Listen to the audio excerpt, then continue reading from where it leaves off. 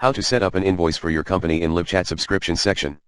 If you'd like to set up an invoice that will include your company's billing info, you can do that straight in LiveChat subscription section. Such invoice policy may be required by your company, or this may simply be the most convenient way of handling finances by your accounting department. To set up an invoice that will reflect your company's details, follow few simple steps below. 1. Log on to your LiveChat's owner account and visit to the subscription section. 2. Now, go to the Provide Credit Card and Billing Address section. You will find it under the list of available plans. 3. All that is left is to provide your credit card details and your company's billing info. After providing all the required details, click on Update Billing Info to finalize. Hopefully, you have found this article helpful, but if you have any additional questions or doubts, feel free to start a chat with us. We are available 24/7/365.